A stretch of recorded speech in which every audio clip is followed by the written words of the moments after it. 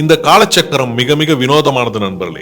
20 வயசுல இதுதான் வேணும்னு தோணும், 30 வயசுல இது வேணும்னு தோணும், 40 வயசுல இதுவே போதும்னு தோணும், 50 வயசுல இது இல்லைன்னா கூட பரவாயில்லன்னு தோணும், 60 வயசுல எது இல்லைனாலும் பரவாயில்லன்னு தோணும், 70 வயசுல எதுவுமே வேணாம்னு தோணும், 80 வயசுல இந்த உயிர் எப்போ போகுமோன்னு தோணும். காலமாற்றம், கால சுழற்சி, கால நேரம் மிக மிக வினோதமானது. பிடிவாதம் எல்லாம் முடக்குவாதமா மாறும், ஆணவம் எல்லாம் பணிவா மாறும், அதிகாரம் எல்லாம் கூனி குறுகி மாறி போயிருக்கும், மிரட்டல் எல்லாம் கப்சுப்புன்னு அடங்கி போயிருக்கும். எது வேணும்னு நாம ஆளா பறந்தோமோ அதையே தூரமாக வைத்து பார்க்க தோணும்.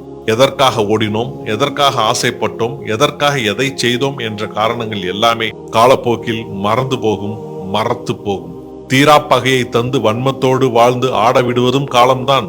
அதன் பின் ஆட்டத்தை அடக்கி மறதியை கொடுத்து ஓரமாய் நம்மை உட்கார வைப்பதும் அதே காலம்தான்.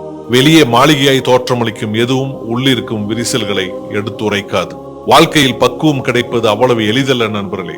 அதற்கு பல அவமானங்களை கடந்திருக்க வேண்டும். அந்த அவமானங்களே உங்கள் வாழ்க்கையில் உங்களை மேம்படுத்தும். புரிந்து கொள்ளுங்கள், வாழ்க்கை உங்களுடையது. வாழ்த்துக்கள்.